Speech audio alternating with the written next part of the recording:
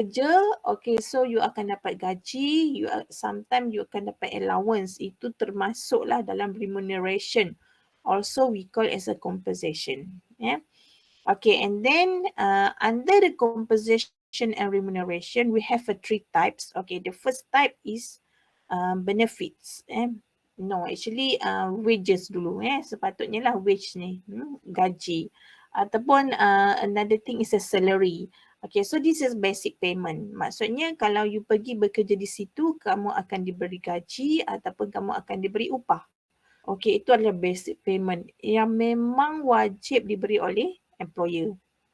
Okay, and then additional for the compensation is benefits and incentive. Okay, so benefits is the form of compensation which not including wages are known as benefit. Maksudnya wages or salary, katalah you dapat monthly is 1,000.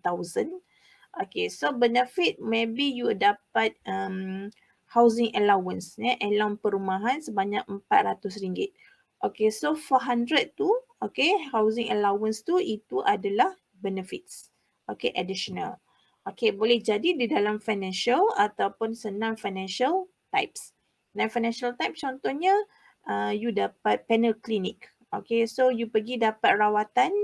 Okay, and then you tak perlu bayar because of bayaran tu akan ditanggung oleh majikan. Okay, so itu non-financial benefits. Maksudnya dia additional daripada wages ataupun salary. Okay, and then another thing is incentive. Okay, payment is tied to the achievement. Dan incentive ni biasanya, bukan biasa, sememangnya ia ada kaitan langsung dengan achievement ataupun performance. Okay, achievement of specific objective that have been predetermined and communicated to the employees that are on plan. Okay, contohnya sales people. Okay, so sales people ni katalah salesman kan. Untuk position salesman tu, okay, so katalah dalam contract of employment, dia punya wages, dia punya salary dia 1,000. Monthly 1,000. Okay, so okay lah. And then another benefit dia dapat allowance, transportation allowance kalau dia pergi outstation semua. Okay, itu benefits. Okay, but incentive, okay, so incentive ni maksudnya offer ataupun something yang kita nak influence the behaviour ataupun nak encourage the behaviour to achieve the employees to achieve the objective. Okay, contohnya apa target dia untuk, dia mesti ada kena communicate lah macam kita sebut kan, macam kita belajar dalam performance appraisal chapter 4 hari tu, KPI dia, target dia mesti dah di-communicatekan oleh employer tu kepada employees dan employees tu faham apa yang dia kena capai. Okay, katakan sales people tu, okay, so dia punya target monthly dia kena jual melebihi 1,000 units. Okay, so kalau dapat lebih pada 1,000 unit, setiap satu unit tu dia akan dapat insentif sebanyak 10% daripada harga harga jualan. Okay, so itu adalah insentif. Yes, kalau tengok kat sini pun dia kata the purpose of the incentive scheme is to influence behaviour to reach the objective by providing an incentive to work towards the goals. Ataupun contoh selain daripada tu adalah bonus. So bonus tu katalah kalau performance okay and then employees pun performance dia okay. Okay, so dia akan dapat bonus hujung tahun, dia akan dapat bonus 2 bulan gaji. Contoh kan. Okay, itu incentive to encourage the employees to towards the good behaviour to achieve the objective. Okay, itu incentive lah. Tapi yang penting dalam compensation tu wages ataupun we call as a salary. Okay, ini basic payment kena ada lah. Okay, and then benefits dan juga incentive adalah additional. Okay. Okay. Kalau tak faham boleh tanya Okay, for the remuneration system ataupun compensation system, kita tengoklah terbagi kepada 2, iaitu goals, employers goals and employees goals.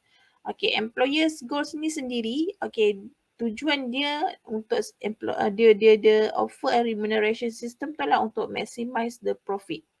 Okay, so kenapa nak maximize the profit sedangkan dia bagi gaji kepada employee kan? Okay, so kena ingat. Okay, so once dia bagi gaji kepada employees, okay, employees dia happy untuk bekerja, dia ada satisfaction. Okay, and then dia akan contribute to the company. Okay, so indirectly dia akan maximize dia contribute to the profit tu sendiri. Okay, so maximize the profits. To have an attractive package. Okay, so kita nak attract organisation tu, dia offer the attractive package because of dia nak attract the employees. Of course lah. Kalau ada vacancy, organisation dia akan offer kepada public. Okay, so public akan mohon ramai kan. Okay, so kat situ indirectly dia akan dapat cari untuk the talented employee untuk join the organisation. To retain the best employees, okay, so kalau employee dah bekerja dalam organisation, okay, so dia dapat better offer, dia dapat attractive package. Okay, so dia puas hati dengan dia punya compensation and remuneration, gaji pun sangat puas hati. So indirectly dia dapat retain the employees dekat organisation tersebut. Okay, to have a system simple to administer. Okay, so remuneration system tu sendiri dia contribute to the system dalam administration. Okay, so nanti kita akan, kalau you tengok you tengok kepada balance penyata account kenapa kan. Okay, so dia akan ada untuk asset and liability. Walaupun salary ni dia kepada liability tapi ataupun itulah mana-mana yang tu, tapi sebenarnya indirectly dia akan contribute to the organisation performance, the good organisation performance ataupun organisation profit. Okay, so for the employees goals, okay, so to first dia perlukan remuneration system tu lah to maximize the income. Okay, so kita kalau tak bekerja, okay, so kita tak ada income. Okay, so employee dia perlu bekerja untuk dapatkan income. Okay, and also to have a stable income lah. Okay, tu yang penting. Walaupun kalau fresh graduate tu kan, kalau first time dia bekerja ke apa ke, dia bekerja je dulu walaupun gaji sikit it's okay. Tapi lama-lama dia akan try to find the better offer.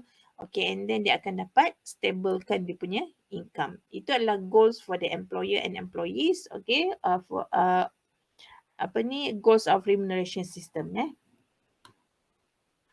Okay, so kita nak tengok kepada wages system ataupun kepada sistem upah tu sendiri ataupun salary tu sendiri kan.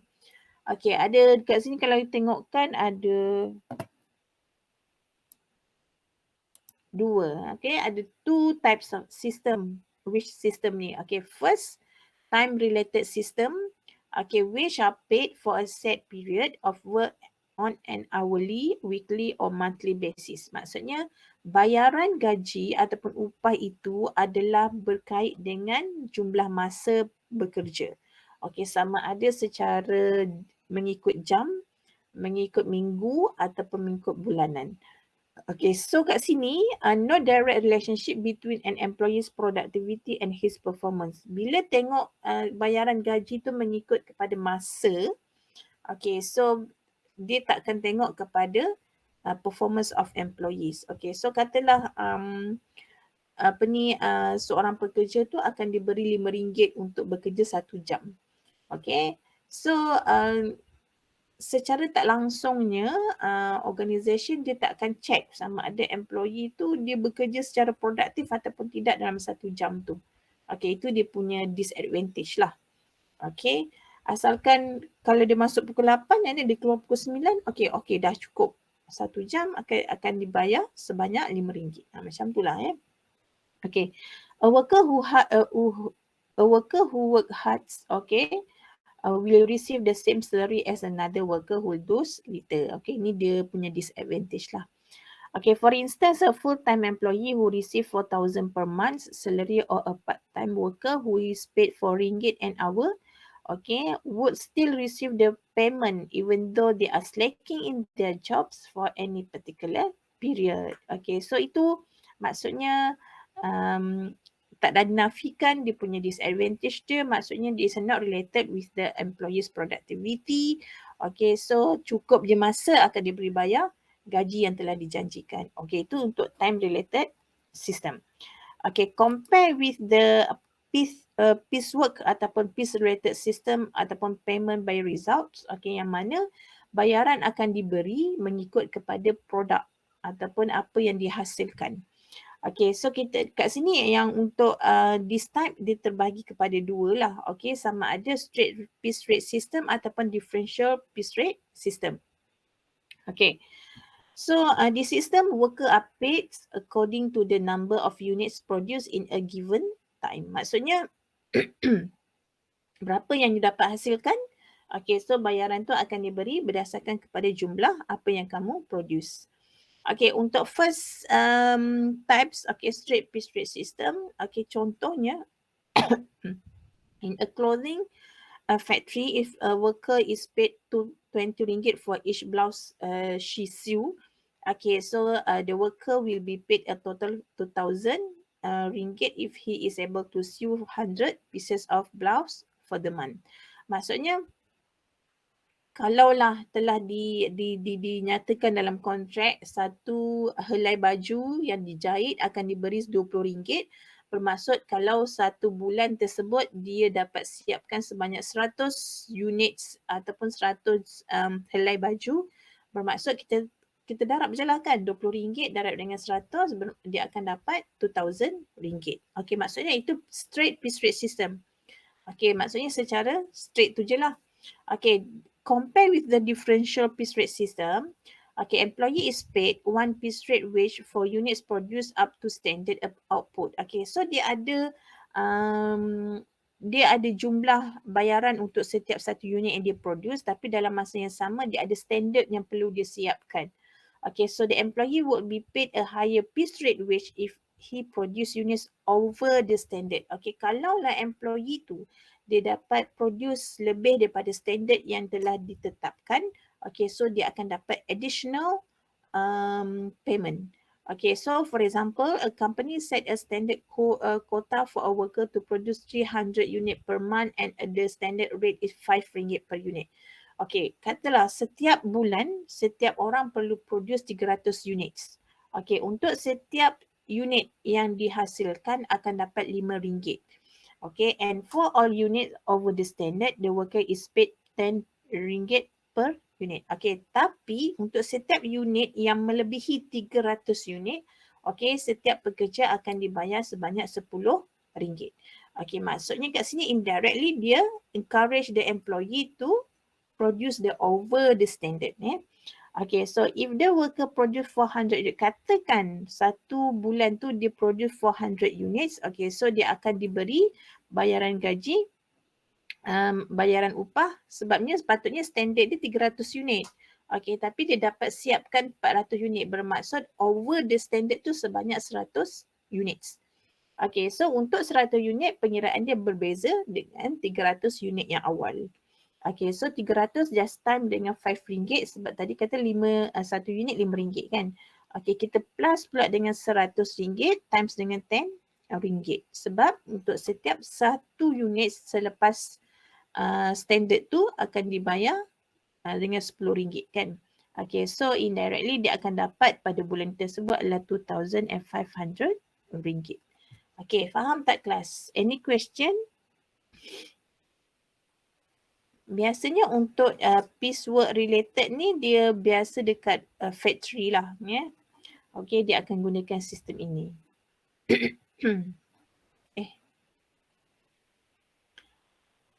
Okay, so untuk bayaran gaji ataupun other payment yang dibuat dalam organisation towards their employees, okay, so biasanya dia ada factors-factors yang mempengaruhi levels of pay tersebut. Okay, so dia ada dua factors iaitu external factors and internal factors.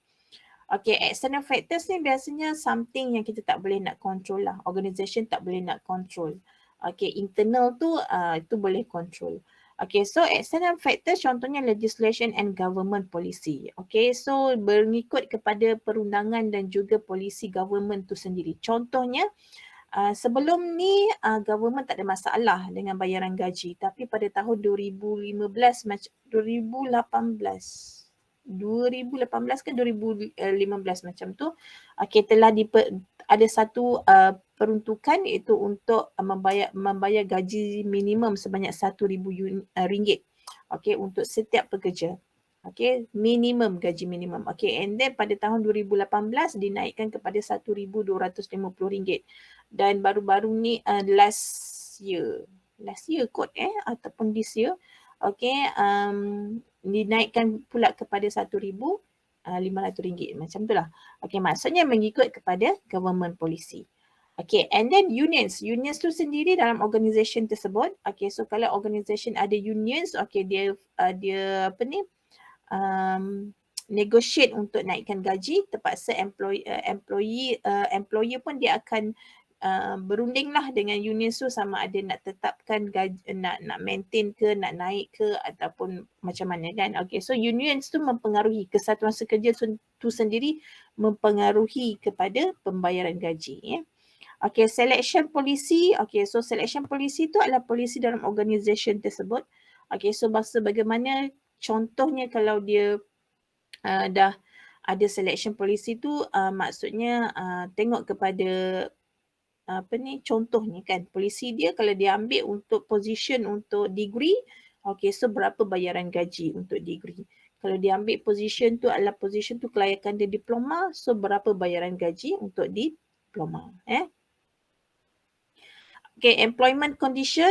Okay, so employment condition tu sendiri mempengaruhi bayaran gaji. Kalau you tengok keadaan contoh kalau yang high risk condition, okay, biasanya bayarannya lebih tinggi compare dengan low risk condition. Sorry. Contoh lorry driver kan. Okay, kita nampak macam simple lorry driver tu. Okay, yang penting dia ada lesen memandu kelas A, kelas D, kelas mungkinlah di kelas-kelas dia kan. Okay, walaupun kita nampak simple tapi dia high risk Contohnya kalau macam tengok juga berapa dia punya apa ni, berapa tan dia punya lori semua. Tengok bila high risk tu maksudnya kalau high risk bayaran dia lagi mahal. Okay, compare dengan another job yang mana dia low risk Okay. And then company profitability. Okay, so tengok kepada company profitability. Kalau company yang large company yang memang ada banyak profit, okay, dia akan bagi bayaran gaji yang tinggi. Contoh macam Petronas, Media Prima kan, yang TV3 tu. Okay, itu so bayaran dia gaji compare dengan another company. Okay, so lebih tinggi kalau dengan nak bandingkan dengan company yang lain Okay. And then for the internal factors, okay, dia related with the individual tu sendiri. Okay, so first is seniority. Okay, seniority ni tengoklah semakin lama dia duduk di situ, dia bekerja dekat company tersebut, semakin tinggi bayaran gaji dia sebab dia ada salary increment. Tengok juga kepada contract of employment. Katalah contract of employment kata, okay, for dia akan dapat RM100 for every year. Maksudnya kalau dia bekerja sebanyak selama 5 tahun, okay, bermaksud dia dah dapat tambahan gaji tu sebanyak RM500 sebab kenaikan dia kepada 100 kan. Okay, so kalau senior tu dia bekerja compare dengan yang baru masuk, yang baru join, okay, so dia dah ada beza, gap gaji tu dah ada because of the seniority. Okay, increase the cost of living. Okay, so increase the cost of living ni tengok kepada company. Ada company dia akan offer satu benefits yang lain iaitu allowance untuk cost of living. Okay, kalau macam government dia ada bagi COLA iaitu cost of living allowance. Okay, so tengok kepada place ataupun tempat dia bekerja. Okay, contohnya kalau dekat bandar, okay, so cost of living allowance tu sebanyak RM100 akan diberi dekat luar bandar. Okay, kalau dekat bandar sebanyak RM200. Okay, itu adalah cost of living lah. Okay, then performance. Okay, so performance pun tengok juga kalau dia punya, dia tengok pada performance appraisal kan, kita dah belajar. Kalau performance appraisal okay, maksudnya dia akan layak untuk dapat kenaikan gaji. Kalau performance appraisal tak okay, so dia akan static lah dia punya gaji di situ saja Okay, degree of skill pun sama. Kalau you ada additional skills, okay, so indirectly company dia akan value skill tersebut dan dia akan bagi tambahan bayaran untuk salary. Okay, so itu contohnya macam engineer kan. Engineer biasa compare dengan IR yang ada nama dia IR kat depan tu. Okay, so of course lah yang IR tu lebih dia punya skill. Okay, so bayaran dia lebih tinggi compare dengan engineer biasa. Okay, itu adalah contoh lah. Okay, any question class? Ada soalan tak? Faham tak setakat ni?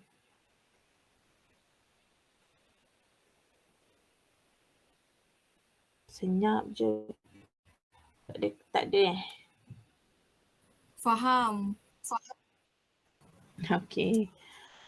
Okay, so kita nak tengok legislation relevant to payment of wages. Maksudnya apa legislation ataupun law yang related dengan payment of wages ni kita akan sentuh dalam this chapter. Okay, ada 4 sebenarnya, 4 legislation. Okay, the first one is the Employment Act. Saya nak fokus kepada the Employment Act ni. Okay, so the Employment Act ni adalah satu akta yang mana diterpakai kepada pekerja yang 4,000 yang bergaji RM4,000 ke bawah. Okay, di Semenanjung Malaysia. Okay, untuk di Sarawak kita akan gunakan Sarawak Labour Ordinance. Untuk di Sabah, Sabah Labour Ordinance. Dia punya contents, okay, Sabah dengan Sarawak ni hampir sama dengan Employment Act ni. Okay, cuma dia nanti ada sedikit beza, kita akan tengok lah. Okay, kita tak adalah nak belajar menghafal akta ke apa kes ke tak, tapi kita just nak tengok apa content dalam legislation ni. Okay, and then kita akan sentuh sikit lah berkaitan dengan the Wages Council Act. Okay.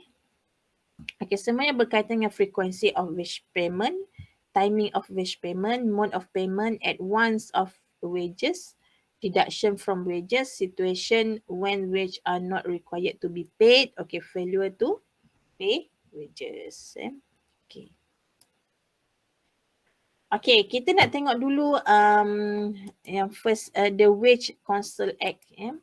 Okay, so legislation. Okay, minimum wages related dengan minimum wages yang saya sebut tadi lah. Okay, tahun yang saya sebut tadi tak tepat lah. Okay, in 2012 actually, government policy in line yang first 2012 dia first perkenalkan untuk minimum wages. Sebelum ni tak kisah kalau company tu bayar gaji kurang daripada berapa banyak pun tak kisah kan. Tapi start with the 2012, okay, government policy in line with its economic intention of achieving his income status by 2020. A National Wages Consultative Council Act was introduced to determine a suitable minimum wages for whole country. Okay, so the government announced starting February 2020.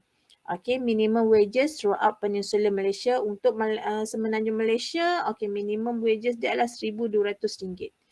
Okay, kalau you hire permanent employees, okay, so minimum sekali bayaran minimum you kena bayar adalah RM1,200. Okay, sementara di Sabah dan Sarawak adalah RM1,100. Dia akan dikurang sikit 100 lah. Okay, mungkin condition kat sana cost of living agak rendah compare dengan Semenanjung Malaysia. Okay, Malaysia's new minimum wages tu pada tahun 2020, okay, perkenalkan 1,200 dan 1,100 Sabah Sarawak. Tapi baru-baru ni, okay, effect on May 1, 2022, okay, was gazetted by Human Resource Ministry on April 2027, okay. Under the order, the minimum monthly wages has been raised, okay, dinaikkan kepada RM1,500. Okay, from the previous RM1,200. Okay, employers with fewer than 5 staff will only take effect on 2023. Maksudnya untuk company yang mana small company yang mempunyai kurang pekerja, okay, kurang daripada 5 orang, dia akan terpakai pada tahun 2023. Okay, maksudnya tak berapa lama lagi lah tahun hadapan. Okay, tahun dia akan terpakai 2023. Okay. Okay, so kita akan pergi kepada Employment Act. Okay, related with the working hours. Okay, tapi sekejap ya, saya nak pergi ambil charger. Saya tertinggal pula. Sekejap.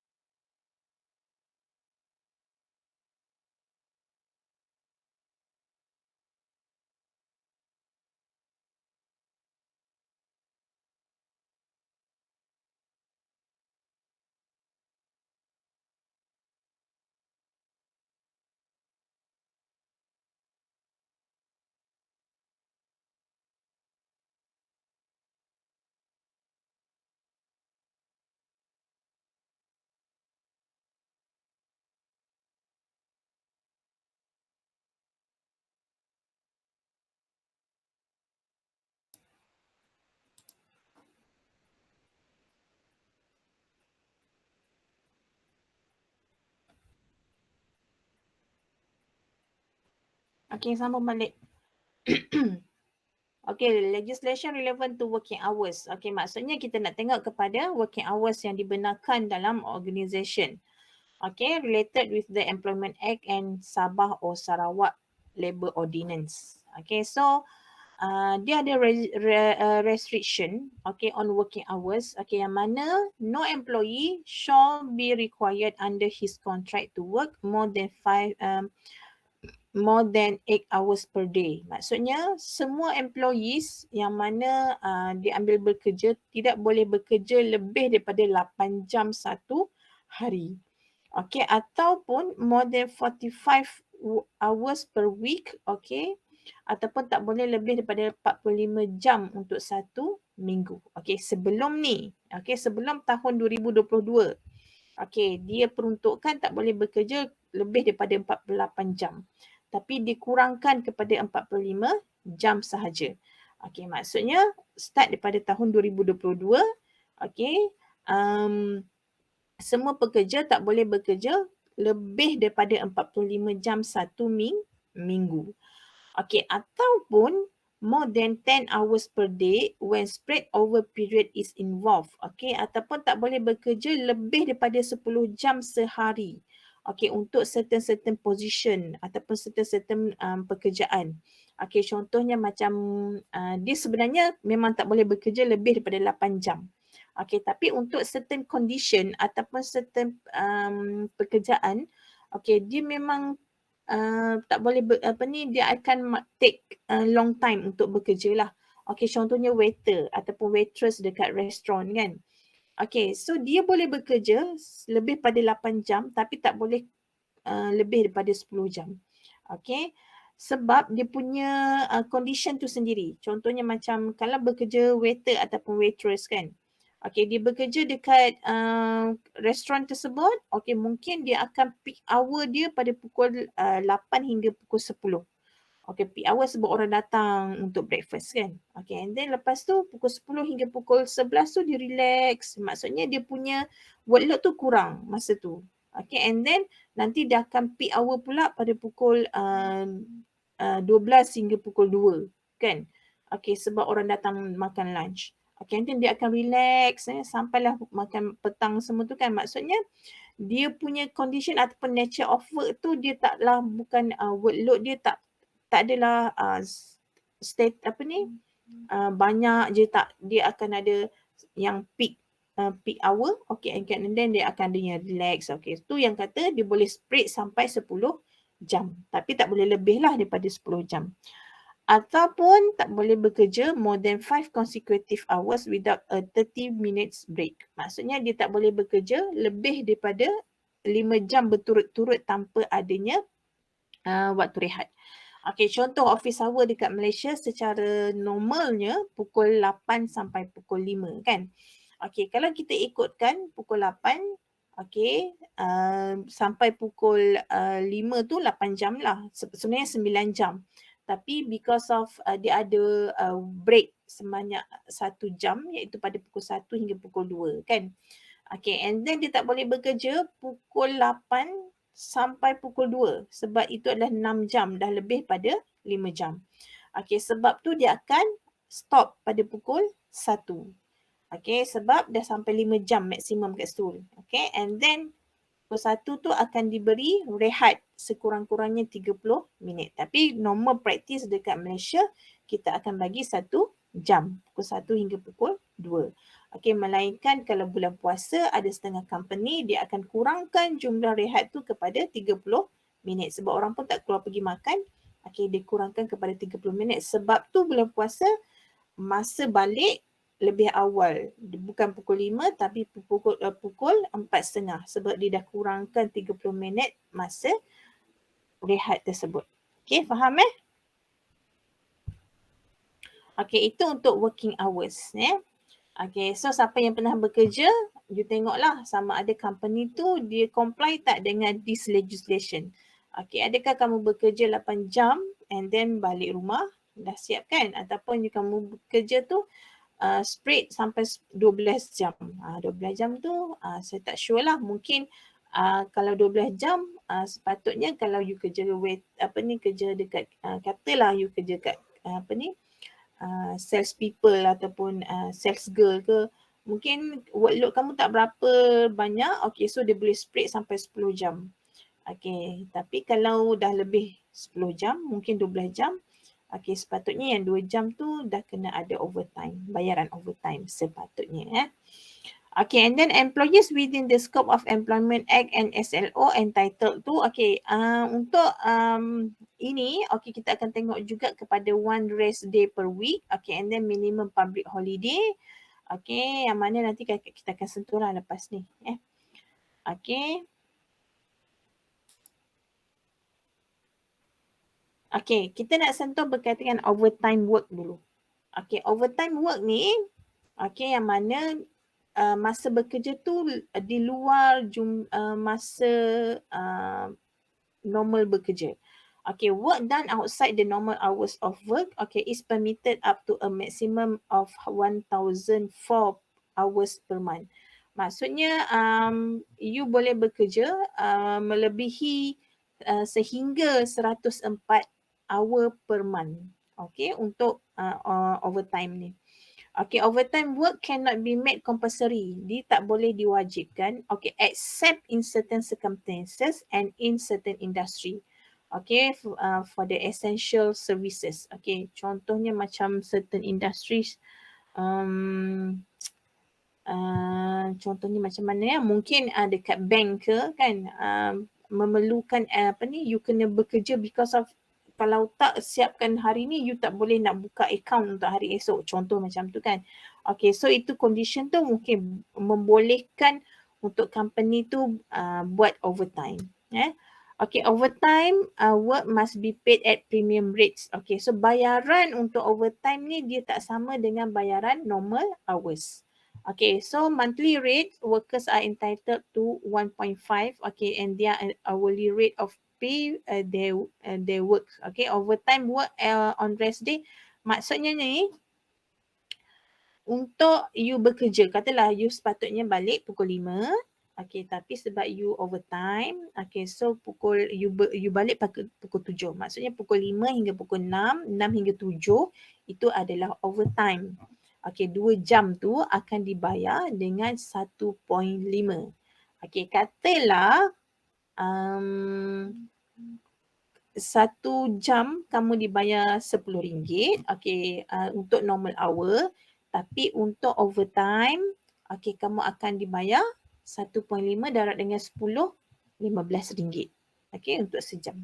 Sebab tu kalau setengah orang tu bila dia overtime tu, dia dapat banyak gaji tu, dia dapat banyak bayaran ya, sebabnya dia punya payment rate tu adalah premium sedikit.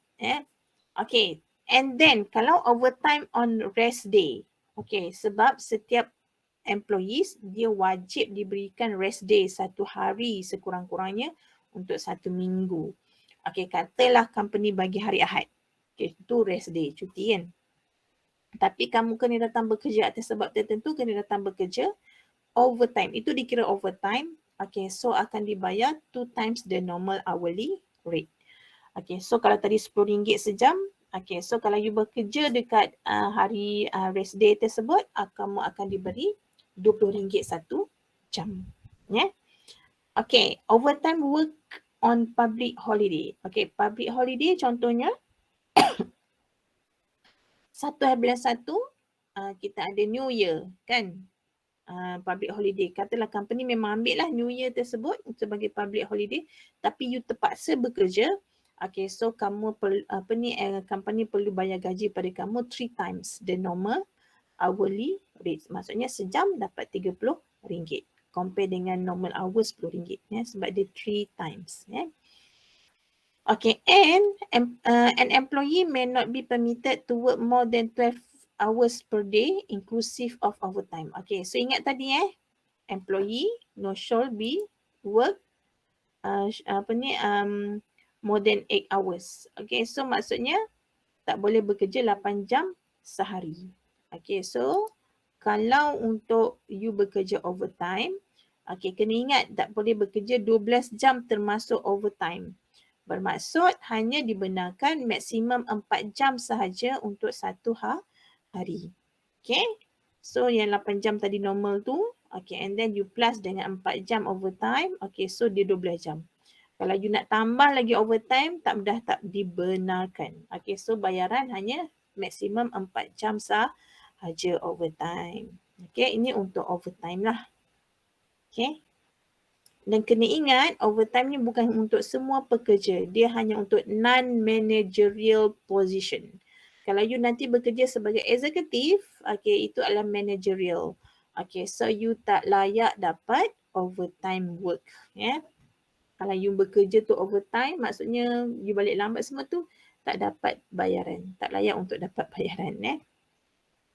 Okay, apa advantage and disadvantage? Okay, so advantage for the overtime, production or service level increase without hiring extra worker. Bagusnya kita tak perlu nak ambil part-time workers ataupun nak ambil extra workers. Okay, provide opportunity for workers to increase their income. Boleh kumpul duit lah kat sini. Okay, but disadvantage higher cost per hour of labour. Dia akan menyebabkan company akan incur cost because of dia kena bayar lebih sebab premium rate kan. Okay, may cause fatigue which lead to accident. Okay, ni ya sebab tu dia dah bagi limit sampai 12 jam je. Andai kata kalau bekerja selebih 15 ke 17 jam, itu dia akan menyebabkan terganggu kepada kesihatan. Okay, may cause dissatisfaction among workers. Okay, ni mungkin ada yang jealous ke sebab tak semua orang yang boleh ambil overtime. Okay, mungkin untuk company tu je overtime because of satu department saja overtime sebab itu keperluannya. Okay, so worker yang ada department ni dia akan jealous lah kepada worker department yang overtime. Sorry. Okay, faham ya kelas? Jadi, for some company dia cuba elakkan untuk overtime tersebut ataupun mungkin kita boleh introduce alternatif untuk masa bekerja ni. Okay, disebabkan oleh beberapa faktor, contohnya macam kalau macam COVID-19 kan, baru ni COVID-19 kita akan gunakan home working. Okay, untuk elakkan spread of the virus kan. Okay, so home working. Okay, ataupun teleworking pun boleh. Okay, and then kalau some company yang tak cukup pekerja, dia boleh dapatkan part-time working. Okay, and then job sharing ni for the company for the excessive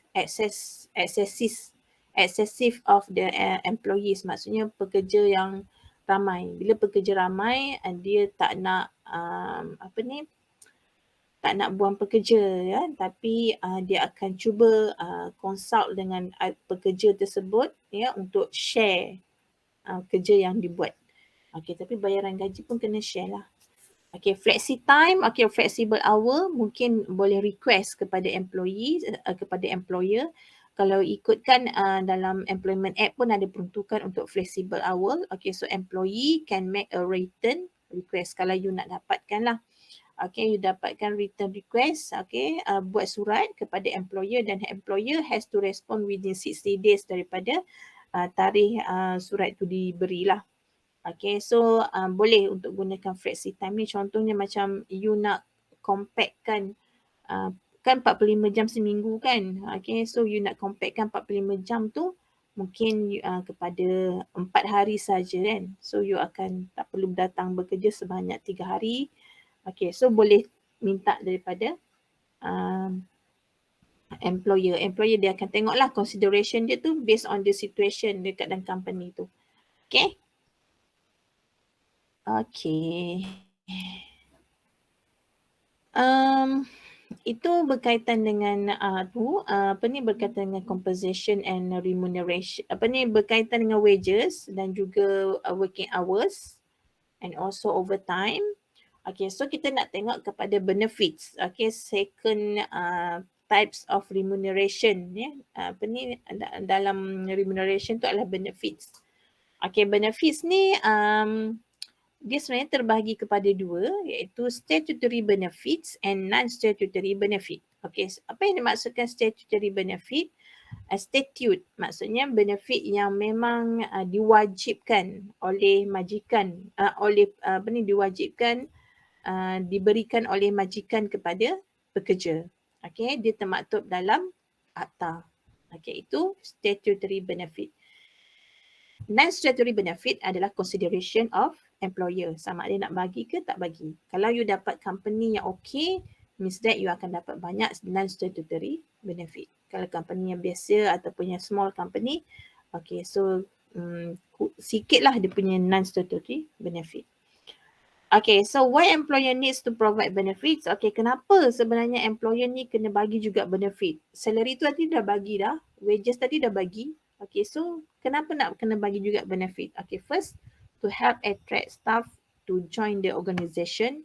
Okay, kita nak ajak orang untuk join the organisation. Okay, and then help retain existing employees. Okay, nak employees tu supaya dia tak cari pekerjaan dekat tempat lain. Okay, increase moral of employees which may lead to higher productivity. Ni productivity ni sebenarnya. Tinggal pula. Productivity. Okay, so kita akan tengok type of benefit sama ada statutory dengan benefit dengan non-statutory. Okay, so kita tengok dulu statutory benefits. Okay. Statutory benefits. Okay, lady first. Okay, untuk ladies lah. Okay. Pekerja wanita, dia punya statutory benefit. Maternity leave, iaitu cuti bersalin. Okay. So every female employee is entitled to maternity leave of 60 days for every confinement. Okay.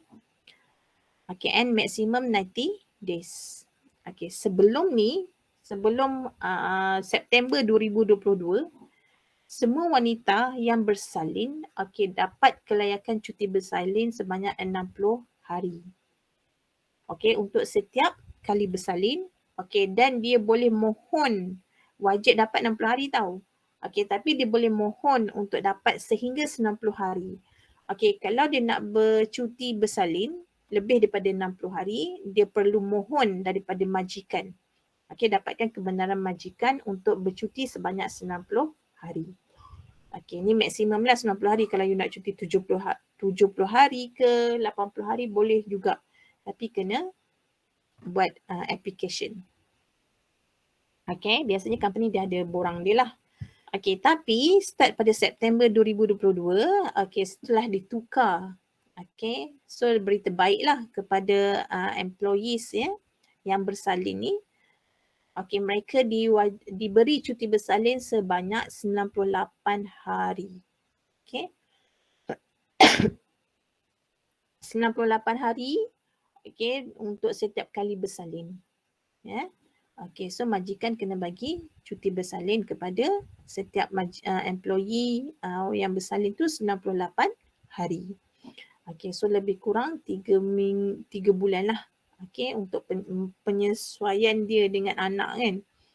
Okay, during the maternity leave, sepanjang tempoh cuti bersalin tersebut, maternity allowance is payable to employees providing she has not more than 5 surviving children and she served the employer for at least 90 days before giving birth. Maksudnya kat sini first, allowance, gaji semua dibayar penuh. Okay, sepanjang dia cuti bersalin.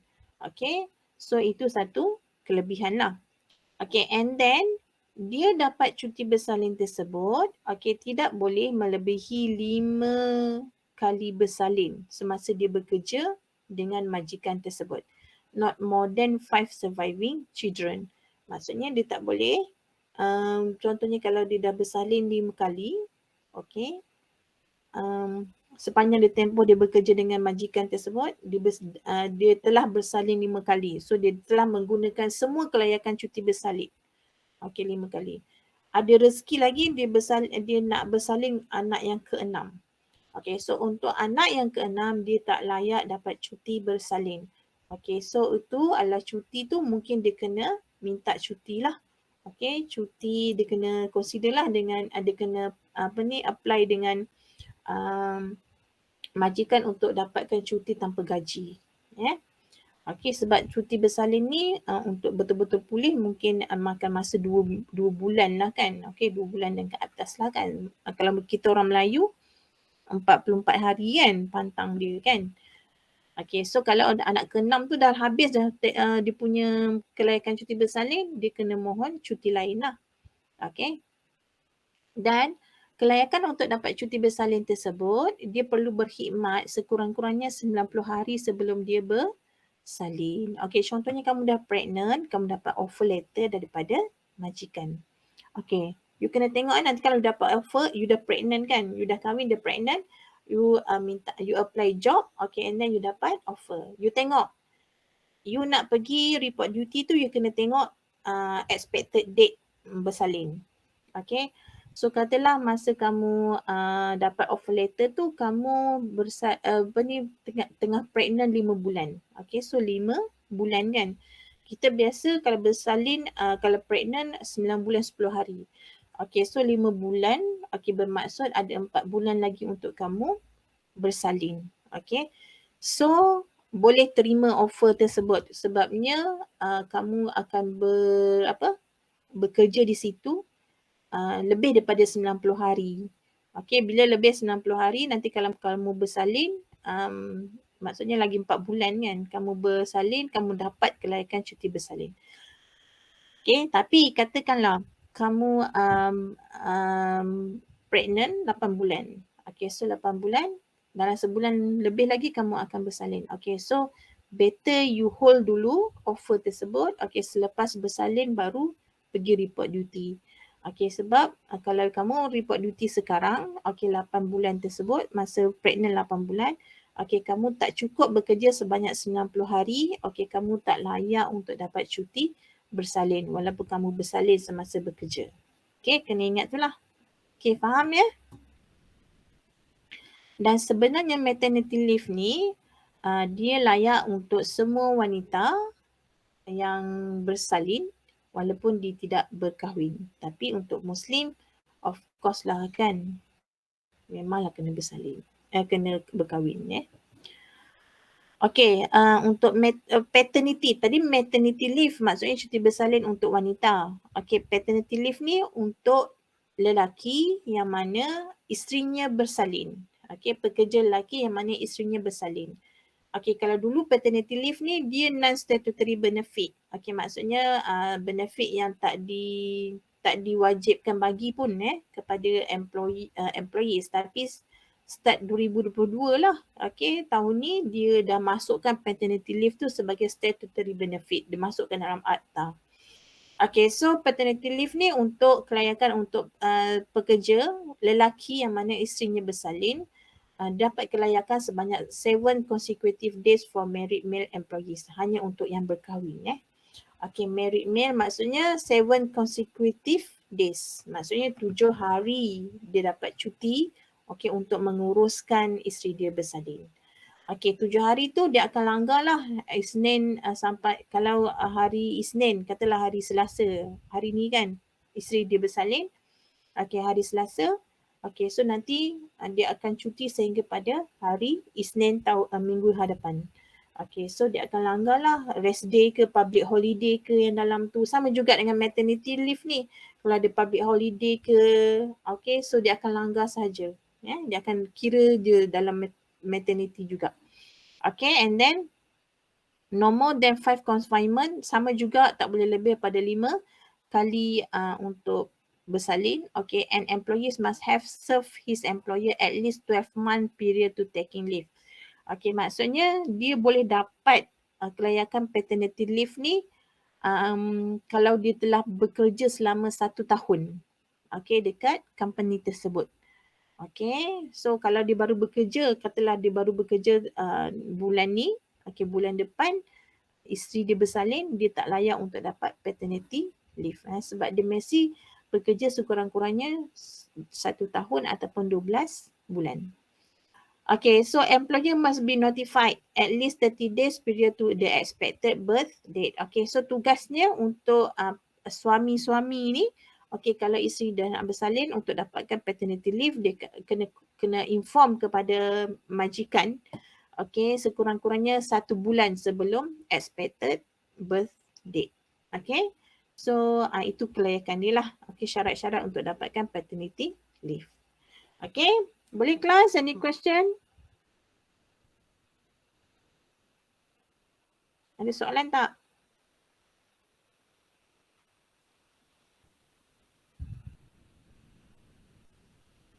Tak ada, madam. Tak ada.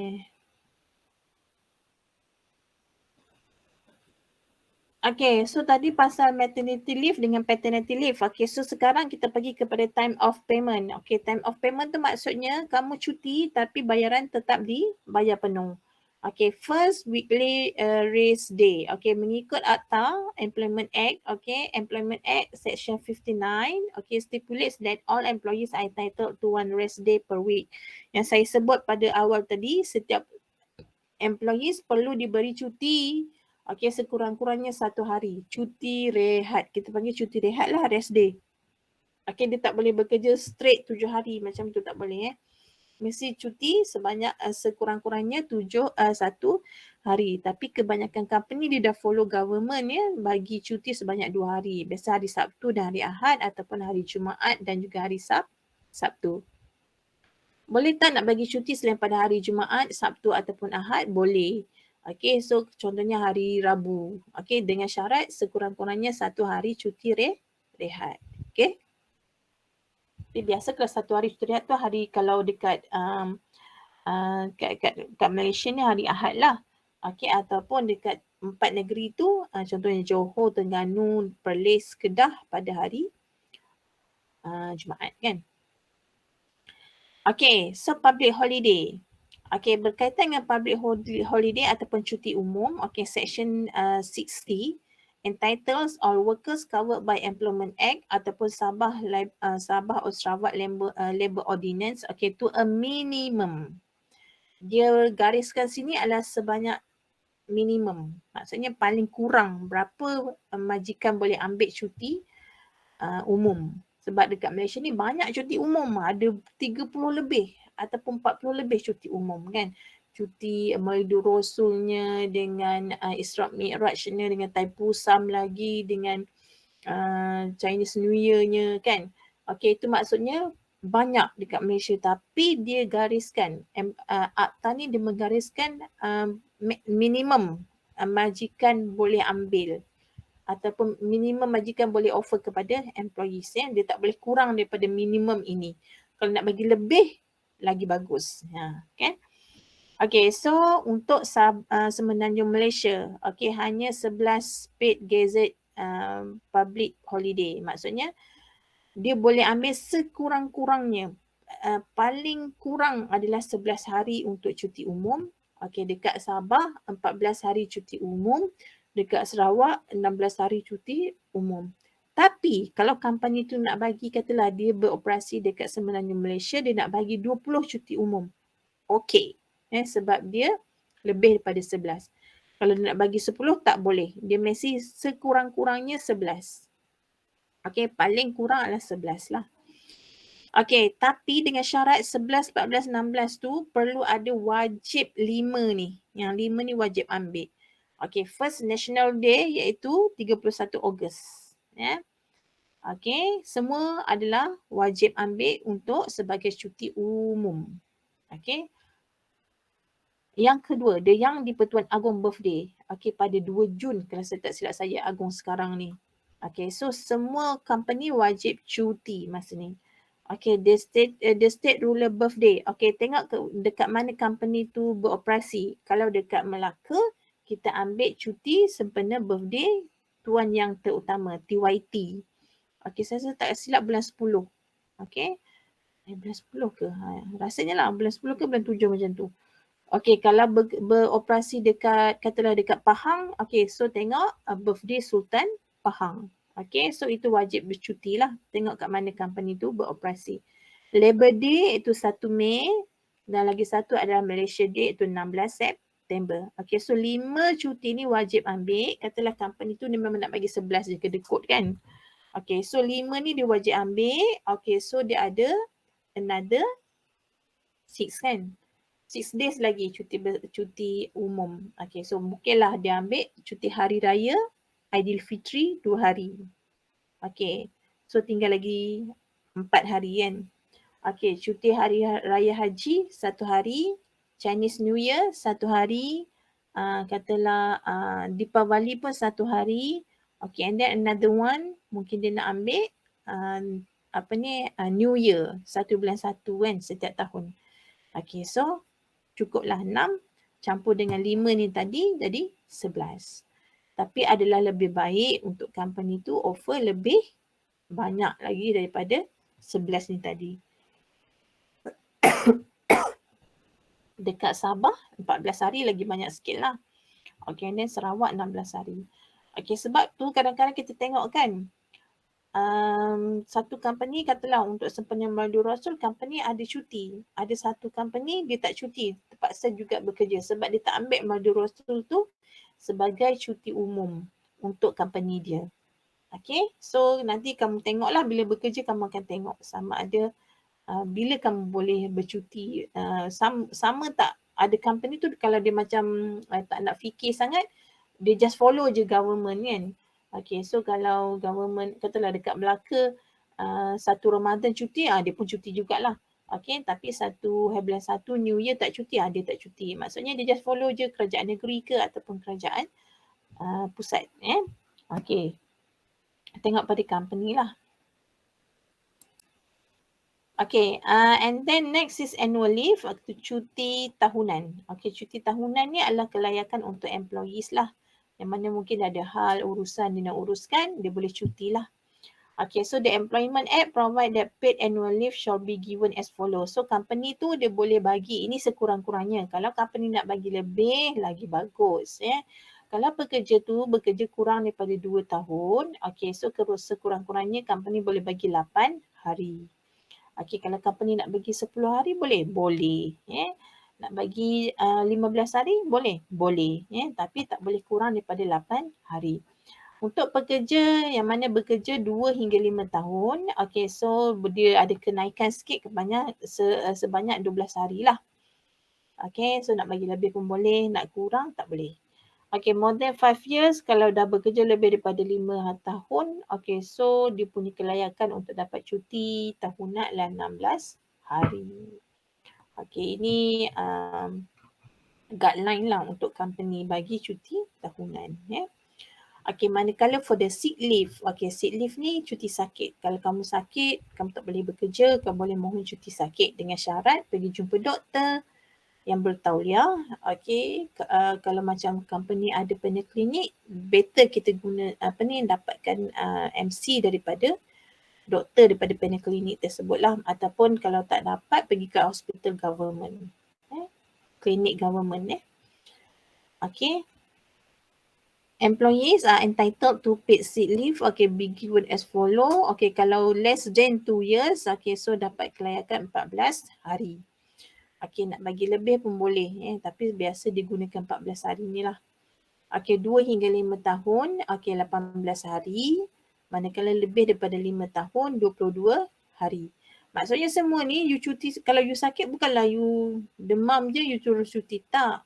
Dia mesti bersyarat dengan dapatkan surat MC to medical certificate daripada doktor. Diperakui oleh doktor bahawa kamu memang sakit lah. Okay.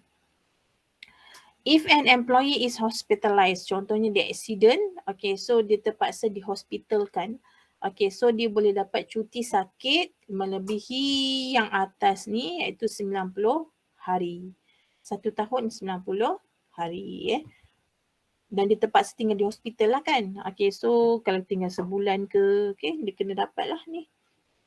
Okay, ataupun mungkin dia tak perlu di hospital tapi doktor kata doktor ada doktor ada perakuan perakulah yang mana employee tu tak boleh bekerja ke apa, perlu berehat di rumah. Okay, so dia boleh dapat 60 hari juga. Okay, tengok kepada surat doktor jugalah. Okay. Okay, kelas Any question class? Saya rasa kita sambung pada minggu hadapan lah ni, yang EPF semua ni.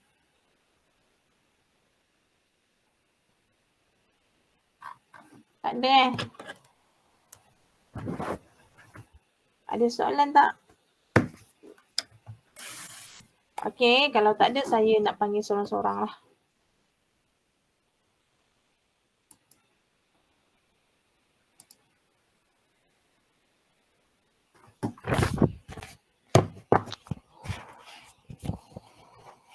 Okay, berapa bulan 28 atau 9?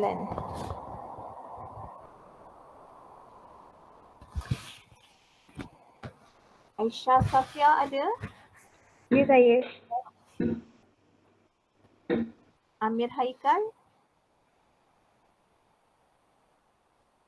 Tak ada Farah Wahidah? Pun tak ada. Intan Hairina? Saya, madam. Jasri Zulkifli? Ada, madam. Okey. Muhammad Najmi?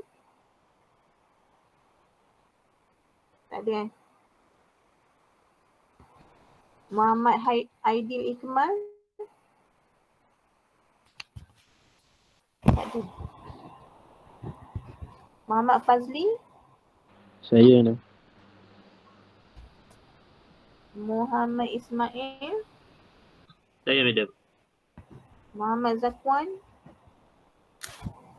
Saya ada. Ada. Muhammad ada. Nur Adila? Saya, madam. Nur Adlina? Saya, madam. Nur Ain? Saya, madam. Sekejap. Nur Ain apa? Apa dia? Muhammad Zakwan? Aidil. Oh, Aidil ada lah maksudnya.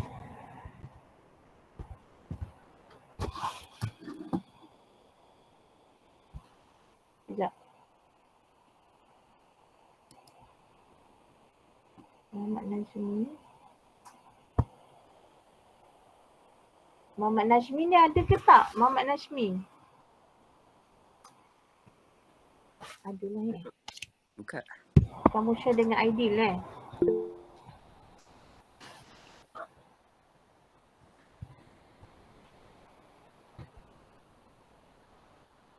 Sekejap